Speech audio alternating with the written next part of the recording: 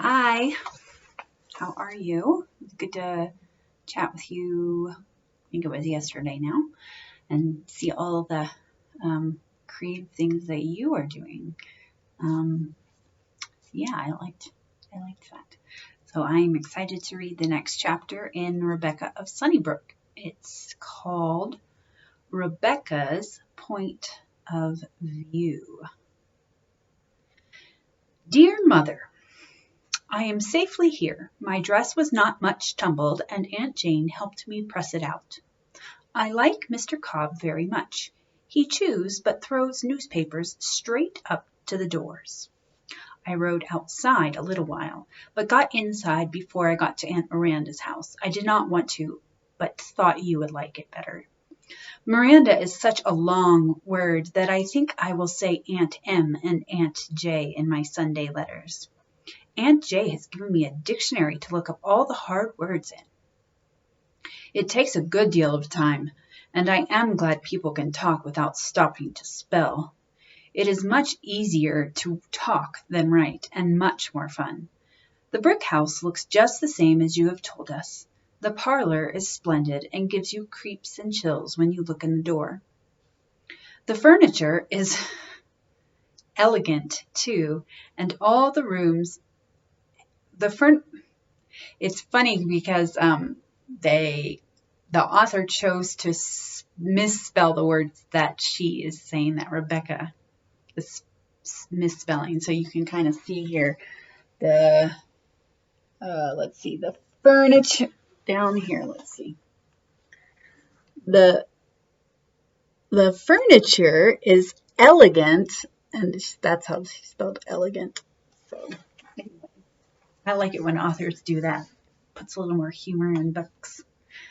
The furniture is elegant too, and all the rooms, but there are no good sitting down places except in the kitchen. The same cat is here, but they do not save kittens when she has them, and the cat is too old to play with. Hannah told me once you ran away with father, and I can see it would be nice. If Aunt M would run away, I think I should like to live with Aunt J. She does not hate me as bad as Aunt M does. Tell Mark he can have my paint box, but I should like him to keep the red cake in case I come home again. I hope Hannah and John do not get tired doing my chores.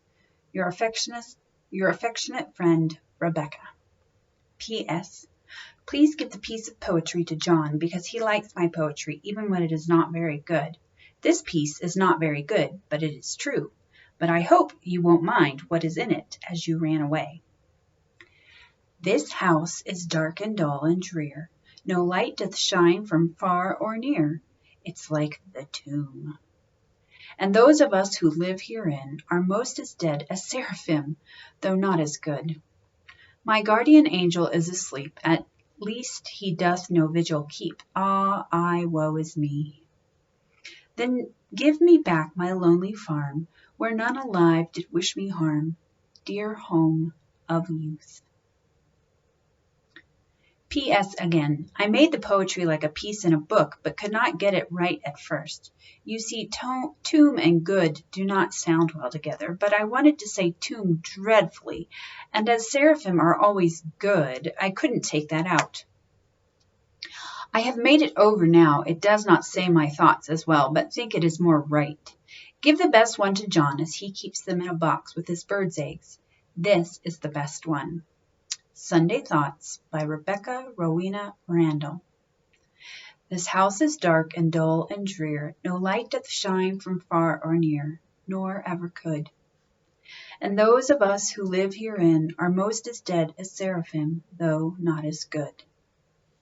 My guardian angel is asleep, at least he doth no vigil keep, but far doth roam. Then give me back my lonely farm, where none alive did wish me harm, dear childhood home. Dear Mother, I am thrilling with unhappiness this morning. I got that out of Cora, the doctor's wife, that's a title of a book, whose husband's mother was very cross and unfeeling to her, like Aunt M to me. I wish Hannah had come instead for me, instead of me, for it was Hannah that was wanted, and she is better than I am and does not answer back so quick. Are there any pieces of my buff calico? Aunt Jay wants enough to make a new waist button behind, so I won't look so outlandish. The styles are quite pretty in Riverboro, and those at Meeting quite elegant, more so than in Temperance.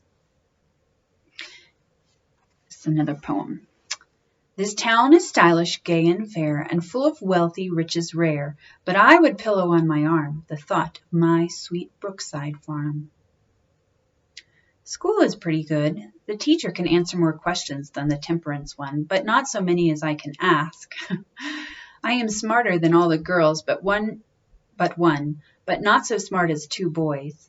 Emma Jane can add and subtract in her head like a streak of lightning and knows the spelling book right through but has no thoughts of any kind.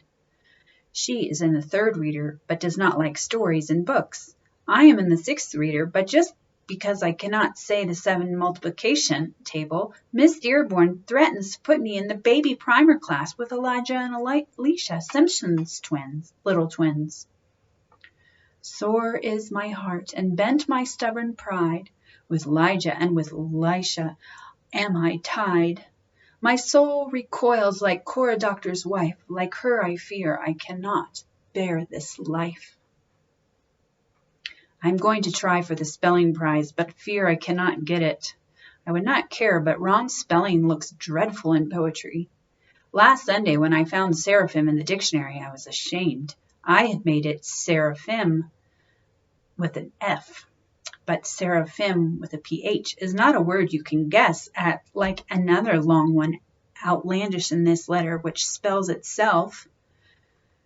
Miss Dearborn says, use the words you can spell, and if you can't spell seraphim, make angel do. But angels are not just the same as seraphims. Seraphims are brighter white and have bigger wings, and I think are older and longer dead than angels, which are just freshly dead, and after a long time in heaven around the great white throne grow to be seraphims. I sew on brown gingham dresses every afternoon when Emma Jane and the Simpsons are playing house or running on the logs when their mothers do not know it. Their mothers are afraid they will drown, and Aunt Em is afraid I will wet my clothes, so will not let me either. I can play from 4:30 to supper, and after supper a little bit, and Saturday afternoons. I'm glad our cow has a calf, and it is spotted. It is going to be a good year for apples and hay, so you and John will be glad, and we can pay a little more mortgage. Miss Dearborn asked us what is the object of education, and I said the object of mine was to help pay off the mortgage. She told Aunt Em, and I had to sew extra for punishment because she says a mortgage is disgrace like stealing or smallpox, and it will be all over town that we have one on our farm. Emma Jane is not mortgaged, but nor Richard Carter, nor Dr. Winship, but the Simpsons are. Rise, my soul, strain every nerve, thy mortgage to remove. Gain thy mother's heartfelt thanks, thy family's grateful love. Pronounce family quick or it won't sound right. Your loving little friend, Rebecca. Dear John, you remember when we tied the new dog in the barn, how he bit the rope and howled?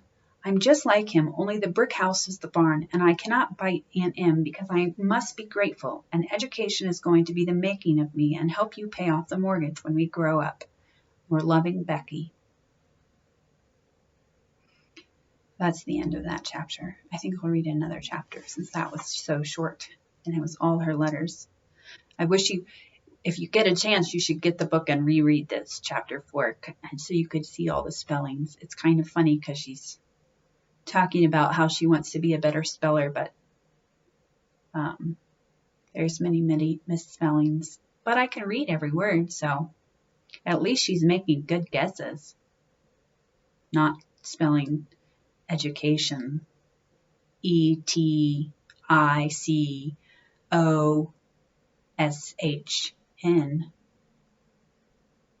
She spelled it EDDUCATION. which is actually not bad. Alrighty. Chapter 5, Wisdom's Ways. The day of Rebecca's arrival had been Friday, and on the Monday following she began her education at the school which was in Riverboro Center, about a mile distant. Miss Sawyer borrowed a neighbor's horse and wagon and drove her to the schoolhouse, interviewing the teacher, Miss Dearborn, arranging for books, and generally starting the child on the path that was lead to boundless knowledge. Miss Dearborn, it may be said in passing, had had no special preparation in the art of teaching. It came to her naturally, so her family said, and perhaps for this reason she, like Tom Tulliver's clergyman tutor, set about it with that uniformity of method and independence of circumstances which distinguished the actions of animals understood to be under the immediate teaching of nature. You remember the beaver, which a naturalist tells us, quote, busied himself as earnestly in constructing a dam in a room up three pair of stairs in London, as if he had been laying his foundation in a lake in Upper Canada. It was his function to build. The absence of water or of possible progeny was an accident for which he was not accountable. Oof. In the same manner did Miss Dearborn lay what she fondly imagined to be foundations in the infant mind.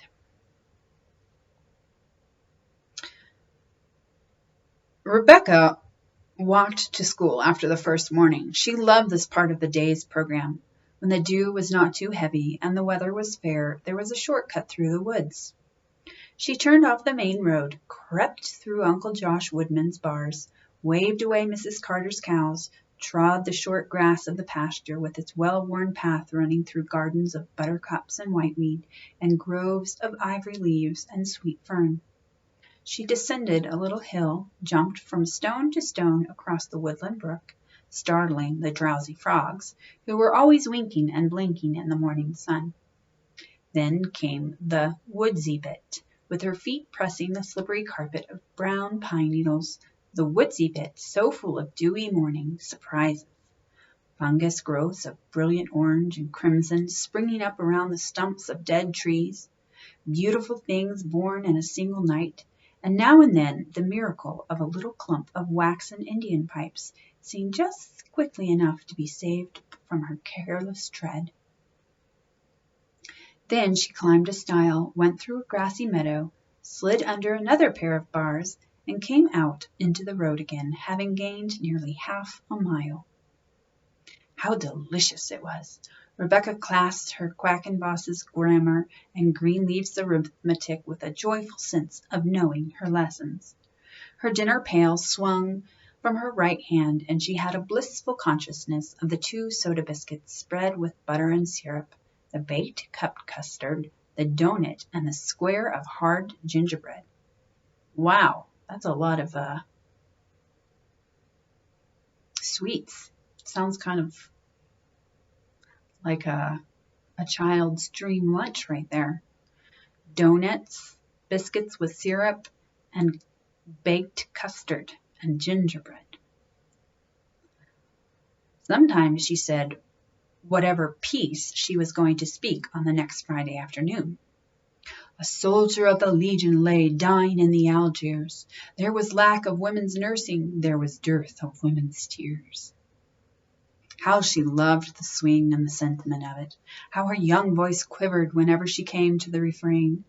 But we'll meet no more at Bingen, dear Bingen on the Rhine. It always sounded beautiful in her ears as she sent her tearful little treble into the clear morning air. Another early favorite, for we must remember that Rebecca's only knowledge of the great world of poetry consisted of the selections in vogue in school readers, was Woodman, spare that tree, touch not a single bough. In youth it sheltered me, and I'll protect it now. When Emma Jane Perkins walked through the short-cut with her, the 2 children used to render this with appropriate dramatic action. Emma Jane always chose to be the woodman, because she had nothing to do but raise on high an imaginary axe.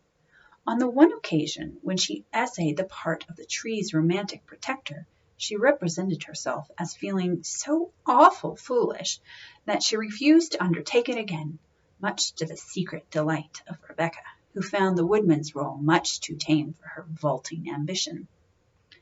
She reveled in the impassioned appeal of the poet and implored the ruthless woodman to be as brutal as possible with the axe, so that she might properly put greater spirit into her lines. One morning, feeling more frisky than usual, she fell upon her knees and wept in the woodman's petticoat. Curiously enough, her sense of proportion rejected this as soon as it was done. That wasn't right. It was silly, Emma Jane. But I'll tell you where it might come in. And give me 3 grains of corn.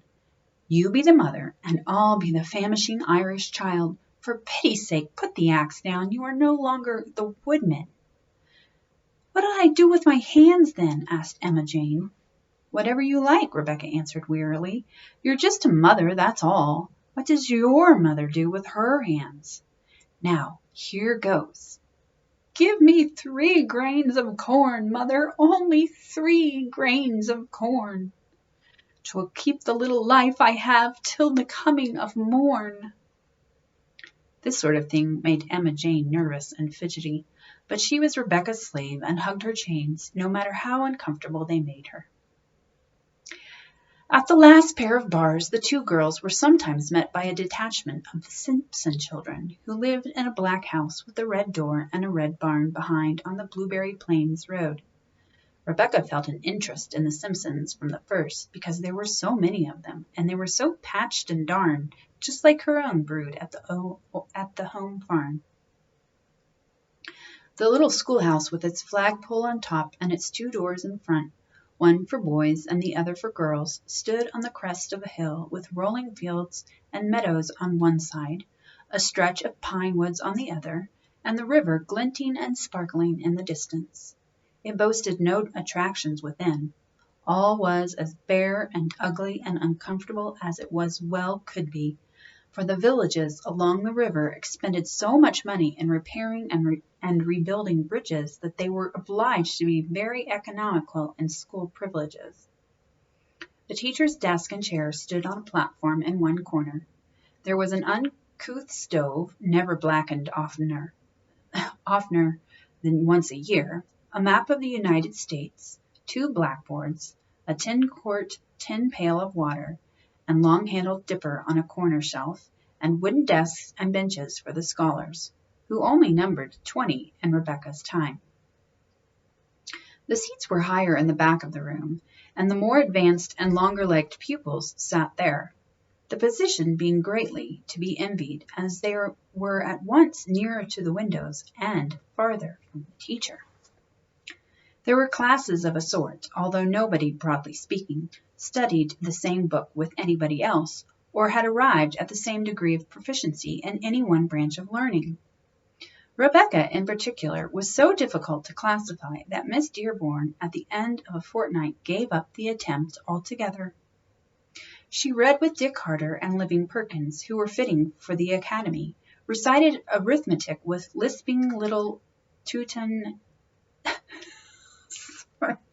Simpson.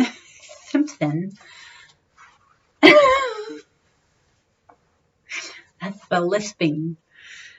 With lisping little Susan Simpson. Geography with Emma Jane Perkins, and grammar after school hours to Miss Dearborn alone. Full to the brim as she was of clever thoughts and quaint fancies, she made at first but a poor hand at composition. The labor of writing and spelling with the added difficulties of punctuations and capitals interfered sadly with the free expression of ideas.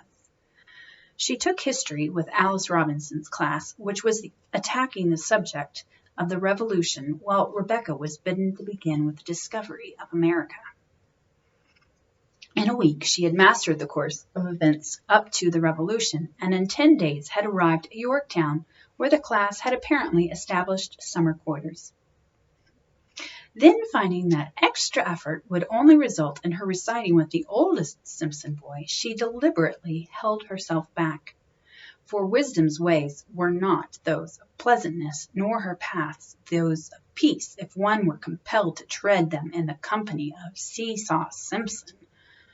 Samuel Simpson was generally called Seesaw because of his difficulty in making up his mind. Whether it were a question of fact, of spelling, or of date, of going swimming or fishing, of choosing a book in the Sunday school library, or a stick of candy at the village store, he had no sooner determined on one plan of action than his wish fondly reverted to the opposite one.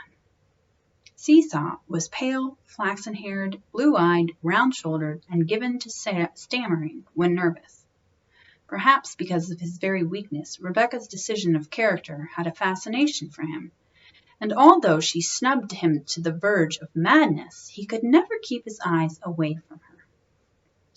The force with which she tied her shoe when the lacing came undone, the flirt over shoulder she gave her black braid when she was excited or warm, her manner of studying, book on desk, arms folded, eyes fixed on the opposite wall, all had an inviting charm for Seesaw Simpson.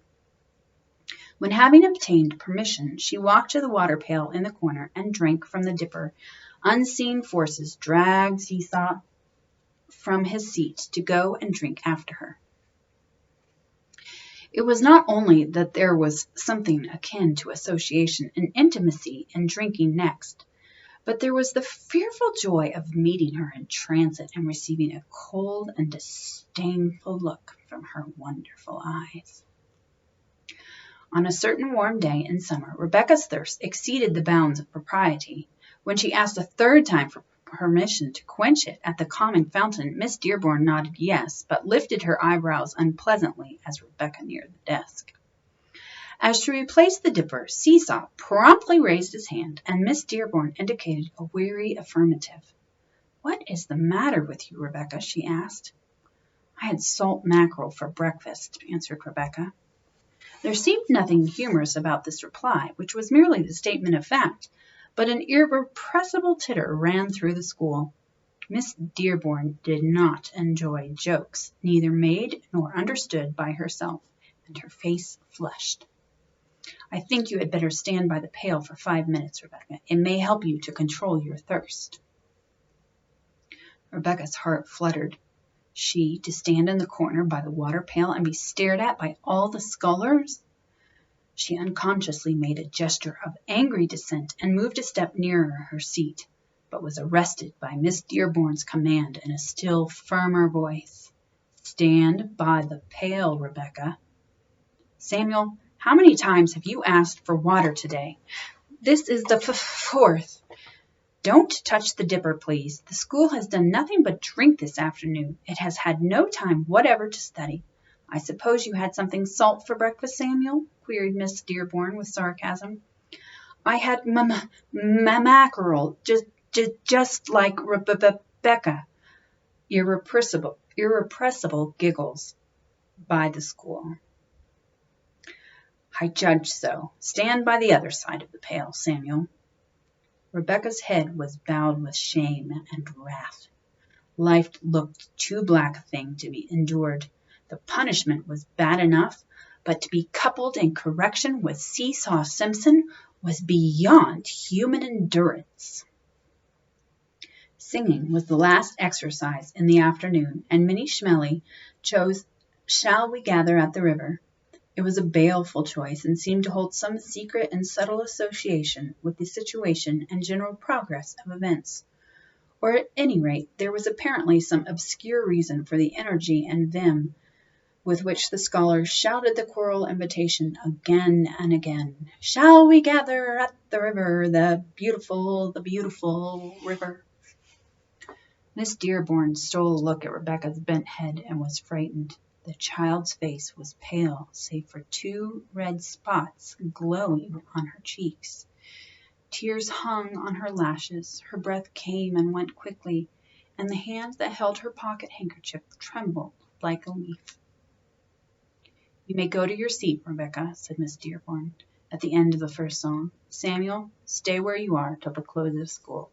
And let me tell you, scholars, that I asked Rebecca to stand by the pail only to break up this habit of incessant drinking, which is nothing but empty-mindedness and desire to walk to and fro over the floor. Every time Rebecca has asked for a drink today, the whole school has gone to the pail, one after another.